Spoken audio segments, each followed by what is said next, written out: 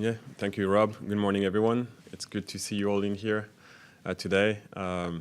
First of all, Happy New Year to all of you. I hope you had a good break and you were able to spend time with families and friends, and I wish you the best for this year to you and your families. And when it comes to the crew, we're super excited about the 2026 season. It felt quite lonely this past few weeks in this building, but seeing now staff coming in and then players coming in, now you guys, can't wait to get it started. And obviously having our fans on March 7th at home for our first game at the stadium. So pretty excited. The energy is great in the building, and looking forward to this year. With that, I'll take any questions. Good morning. Morning. I first want to start, has Henrik been able to arrive and be with the team in person yet? Not yet. So obviously, like players, there's a process, immigration process. To be honest, I was jealous a little bit looking at in Europe where a new coach just arrives the next day, and for us it takes the usual 3 to 4 weeks. So we're in the process currently of securing his working visa, and then as soon as he has it, he will join us. Do you have a timeline yet of when he should be able to arrive? No, so based on when we signed all the documents and how things have gone, the timeline indicates that it would be mid next week. However, we're doing our utmost best to push it forward. So our staff is working on it hard, and hopefully he'll come sooner than mid next week. How's the communication been with the team and him while he's not in what country? Is he in Sweden right now? He's in Sweden right now. So he's with me, it's been a daily communication. I mean, multiple times a day do we get on the phone. Sometimes it's half an hour, sometimes it's 2 hours, sometimes it's just a quick 10 minutes. But we chat quite often. And he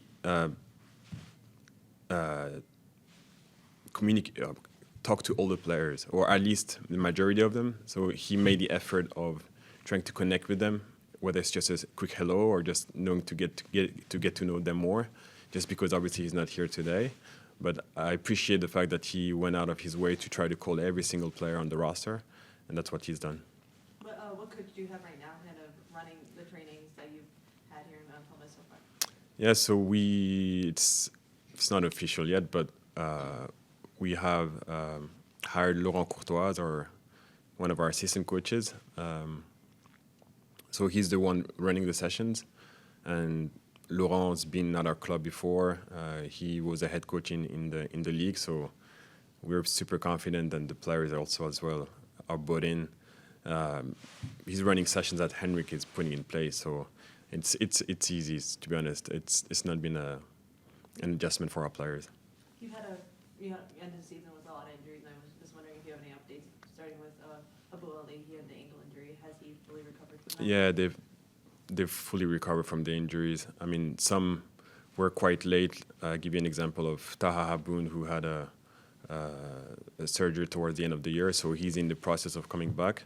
But for most part, they will all be ready for our opener.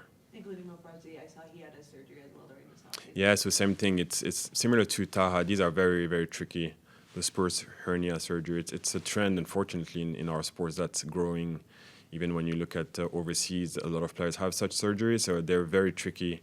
So, there's it's a process. It's a return to play process, rehab process, but the plan is for them to be ready for our game in Portland.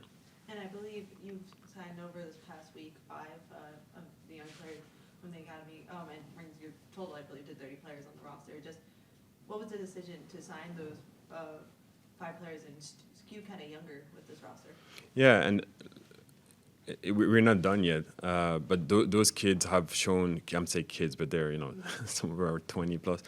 They've shown their worth, whether it was with Kutu or when they went on loan to the USL or in college. There are talented players. The same way when you look back, Taha was or Sean was. It's the same process. Some will have tremendous careers, some won't, but at the same time, these are players we believe in. They will bring some competition in our team, and let's see what the future holds for them. Thank you. Issa, good morning. Morning.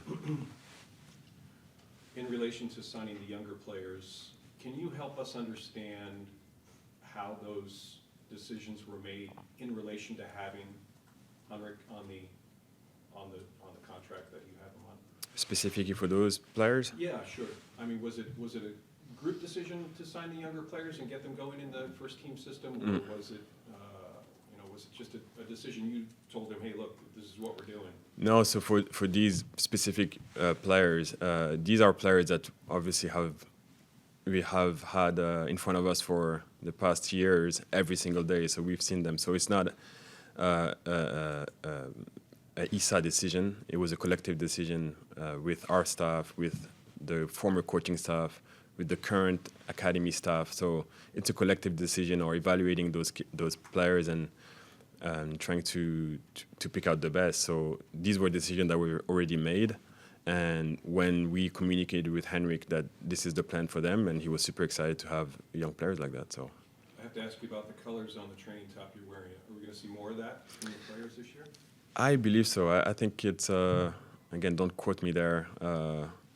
It's more of our marketing team to talk about this. But I like the color. I mean, I like the colors on the Columbus flag. So if you can incorporate some of those on our kits, that'd be cool. And identify and relate more to the city. That'd be awesome. What was it about your conversations with Rydström that set him apart from the other candidates? It was a great process, but with Henrik specifically, it's been great discussions about the way he sees the game, the way he sees his job and players, and what the game is. Soccer, generally speaking. How he always talked selflessly, that the club was bigger than him, and that the game and the players are bigger than him, and how he was looking forward to make player progress and staff progress and get the best out of those players and staff. And it was a great match, and at the end of the day, it wasn't just a decision that I took. It was a collective one where we ran a great process where he was able to meet with many people at our club, and then we all debriefed, and clearly he was the one that we wanted to go with. In your previous coach, you had somewhat of a romantic. In this coach, I feel like you have something of an eclectic coach, a guy who's got tremendous interest in a lot of areas outside of soccer. Do you feel that way?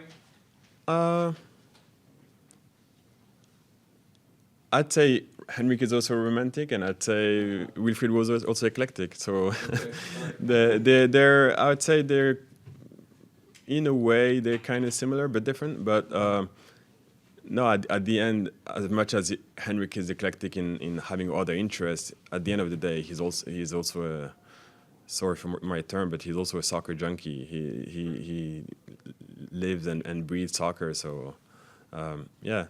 No, it's at the end. Look, it's when you have a conversation with people and you don't want it to, or you look at your clock and wait, already 2 hours or 3 hours has passed. It's a good sign to that indicates that it's a good person that you want to work with. Thank you. Issa, have you lost weight? I don't know, probably because I didn't get to have holidays and eat a lot. So yeah, probably. What was your favorite part of the hiring process? Getting it done, or was there something in there where you learned something about yourself? Yeah, no, I think my favorite part of that process, especially at the end, was when everything was done, I was so happy that we were able to involve a lot of people. So it wasn't just me meeting Henrik, having great discussion and wanting to go with him. When we decided that Henrik was our guy, it was great that a lot of people were able to say, oh yeah, Henrik, I love talking to him. So it was great to have this collective process. Speaking of the process, I'd like to highlight and thank our technical director, Mark Nichols.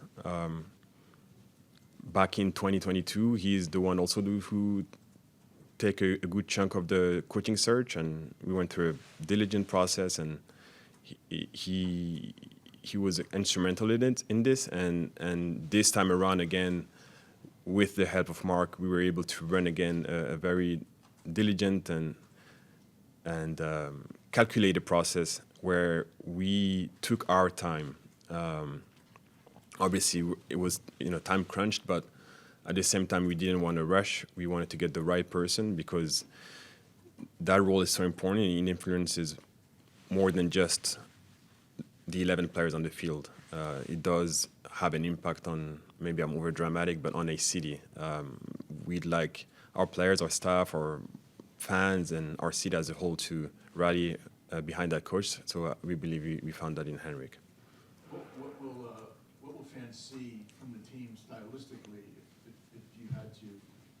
if you could filter it down into a couple paragraphs to explain the way that he's going to play or intends to play, and how that may be the same or different from the way Wilfried Nancy played? Yeah. So again, to try to be still high level, fans shouldn't expect much difference in terms of being proactive, being on the ball, being in control, building out of the back.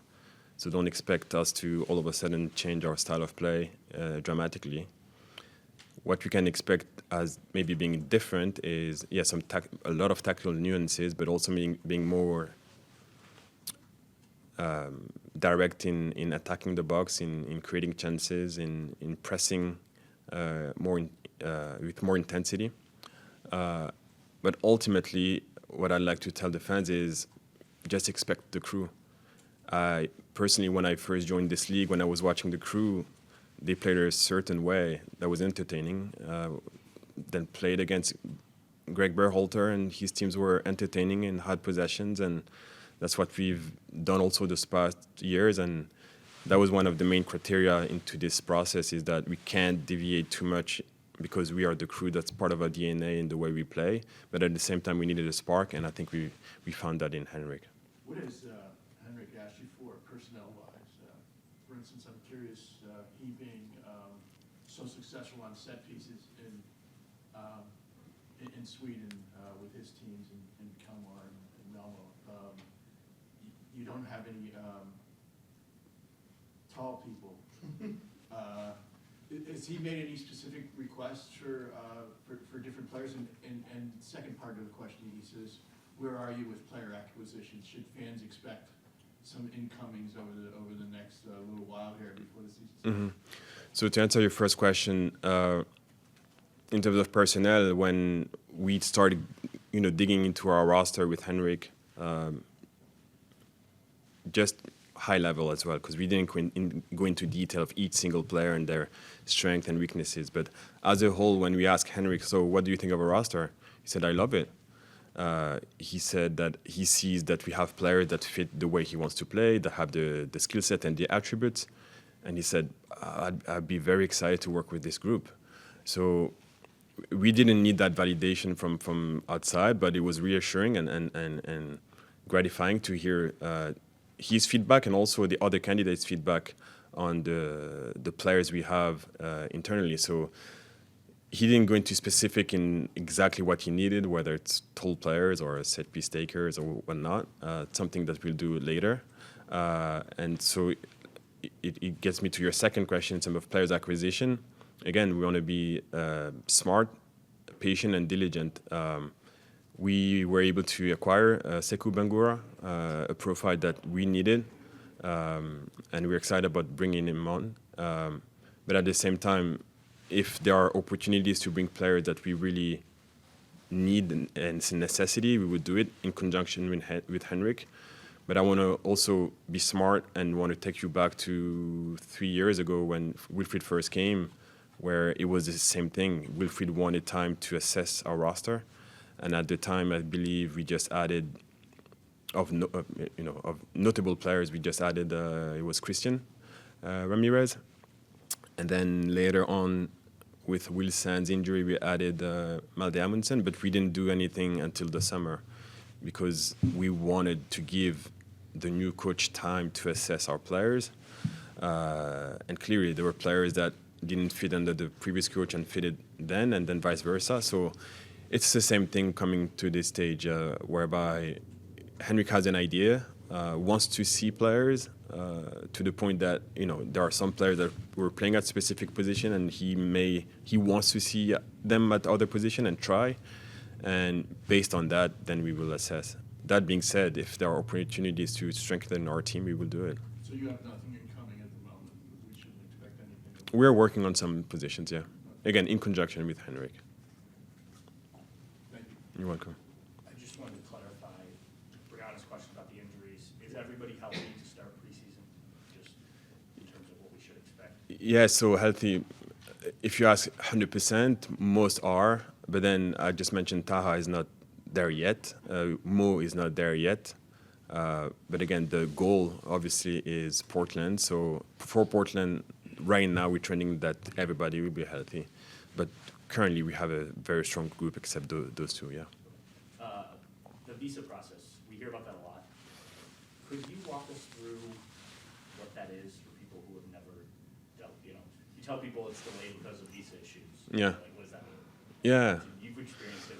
What goes through that? Yeah, I was joking earlier with our staff saying we should open an immigration firm just because we're going through this so often. And I want to take this opportunity as well to thank people within our staff that behind the scenes, you guys don't see this, but people like Kathy Schifferstein or Julio Velasquez, Elena Lemus, they work honestly day in and day out to get those things across the line, whether it's staff or players or come from outside of this country.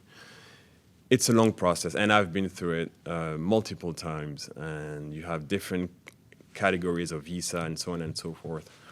So to make it simple, first you need a contract, a signed contract. From there, you apply for a work visa. So you apply, it takes 3 days to get a notice. Then once you get the notice, you're just waiting for the actual work permit. Once you get the work permit, this is the easiest version, 101. You may get a quiz at the end, but then 101, you get the work permit. Once you get the work permit, you apply for an appointment to a embassy. Then once you have that appointment, you go and interview essentially, leave your passport, then you have to wait to get your passport back. And only then, when you have your visa and your passport, can you travel. The tricky thing is, sometimes it's depending on so many things, administrations, holidays, and all these things. It can take total 3 weeks. Sometimes it can be expedited to 2 weeks, and sometimes it can take much longer to 5 weeks, and we've experienced that. So that's why it's always annoying to me, because whether it's to you, to ownership, even to players and staff, it's hard to give a precise date. All I can say is that our staff is working really hard to get across the line. Again, right now it is on time with the 3 weeks period where he and his staff would come mid next week, but they're working hard at the moment to get it quicker. You talk about wanting to be diligent with the process, but knowing there's kind of a deadline here of the preseason starting, could this have been done any quicker, or was this how it had to play out, and this was what you guys were? It's how it had to play out, and I think we weren't too slow and we weren't too quick either. I think the process started late because we were made aware of Wilfried's departure quite late, but we were ready. Thank God we were ready in our succession planning, and also that we went through the process 3 years ago between Mark and myself that, okay, let's dust this up and let's go.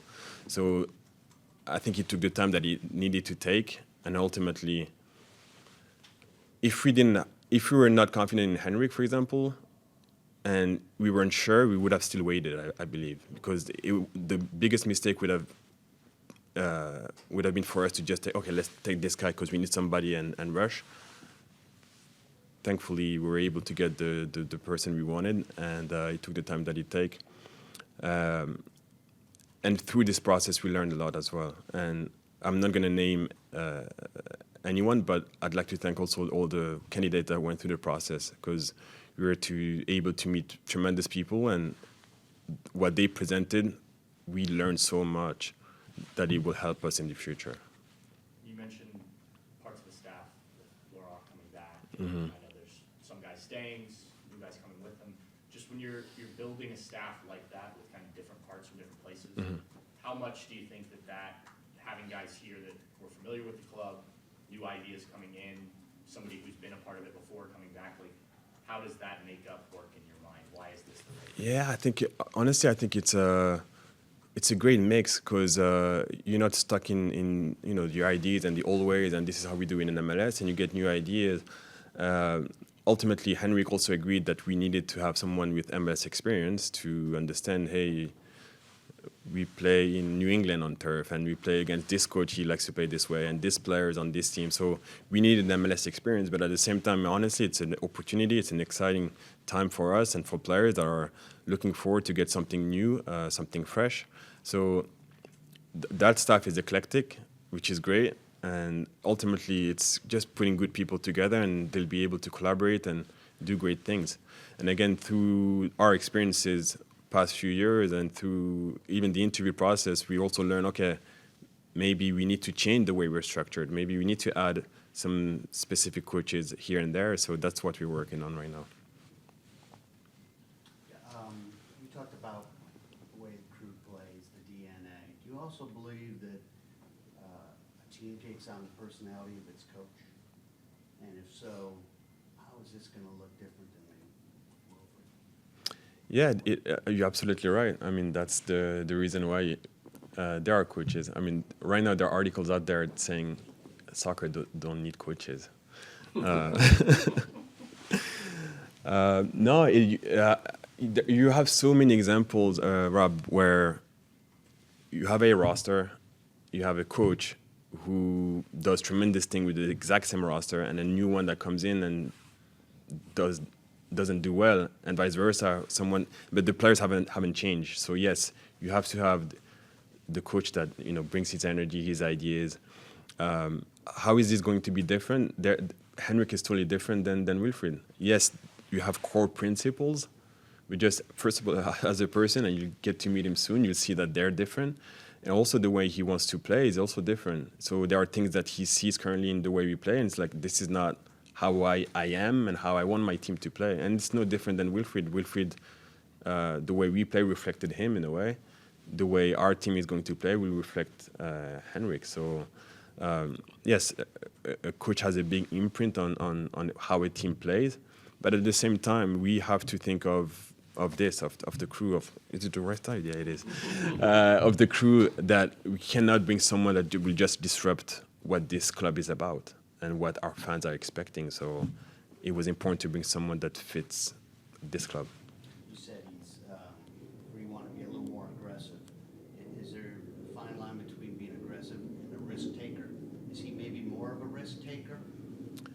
I mean, we had a fair share of risk taking this past few years. So if you all want to have heart attacks, you can be more risky. But no, when I said aggressive, it's more maybe on the pressing side. So I think we're a good pressing team, but that's a side where we could be better.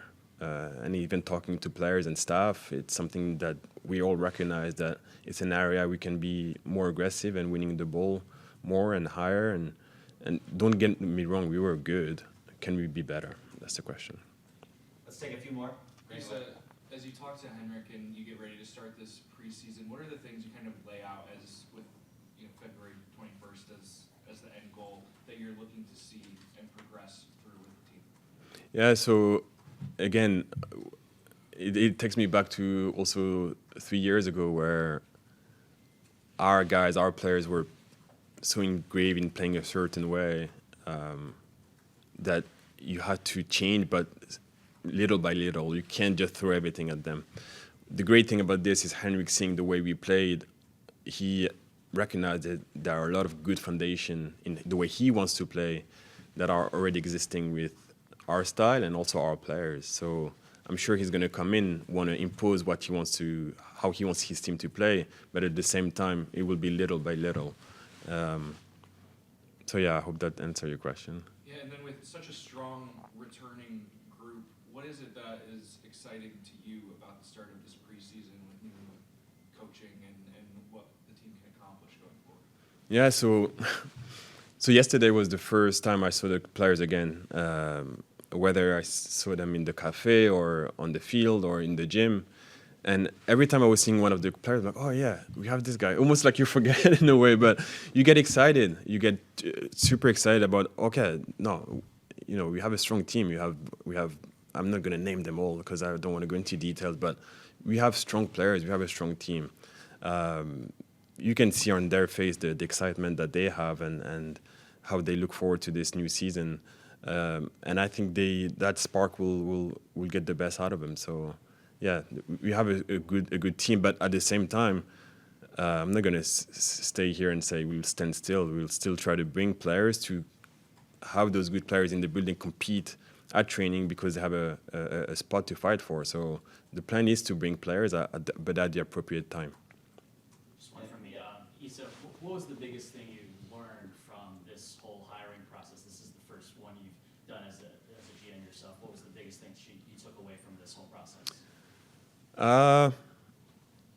Yeah, it's funny because even when you ask about player acquisition or if you ask about the first season, it's hard to see it that way because I was there, 3 years ago, and the same way we work closely with Mark and others, 3 years ago, 4 years ago, it was the same thing where we worked super closely with Mark and Tim, and so it wasn't my first one. I'd say it was my second one. But to answer your question, what I learned was I really appreciate the fact that it was a collaborative decision. I tried to involve as many people as I could, people that would work with him, and try to hear from everyone. And ultimately, when you see that we were all on the same page and it's also the same things, it just confirms and reassures you in your decision. So no, it was a great process. It didn't deviate from what we've done in the past. Ultimately, you need to get a good person that will, influence a lot of people, and of course, a good coach. So yeah. Got time for one or two more, Brianna? Oh, I do want to ask, obviously, everything that's happened with Wilfred over in Scotland, do you have any thoughts on what it's been like watching from the side and seeing what's happened over there? No, I don't have much to say. It's unfortunate that it didn't turn out the way he wished, but I have no worries for him. He'll do great things in the future. Thank you. Okay, we'll take one more from Grant. And then obviously today, the club announced that Sean got extended. Can you just talk a little bit about what he means to the club and what that decision was to give him for some more years? Yeah, so I can be here. You have 2 hours. Sean is what we want to do as a club. Develop players from within, from this state, from this city. Players that understand what this club means. Players that play not just for themselves, not just for a paycheck, not just for a career, but they understand it's what this club means. And having a player like Sean coming at age 13 and going through the ranks and then coming with our second team, then integrating our first team, playing, starting, winning, you can't ask anything more than that. Maybe it's a wishful thinking or a dream, but you've heard of Paolo Maldini and Totti and Carles Puyol. Those guys were one club person, one club man, and they were great players, but what they were greater at and even more important at is they were the club. They were the ones that were the steward of the club and the one that held those principles, those values to everyone that was coming into the building. So the goal with Sean is he signed through till 2030, and then hopefully he'll sign again to 2040. But my point is anyone that will come to the building, Sean will be there to remind them what the crew is about and that this is a winning club. We do things a certain way, and no one will be able to say anything back to him because he represents the Columbus Crew. Great. Thanks, everybody. Thank you, Issa. Thank you. With that, we have Sean.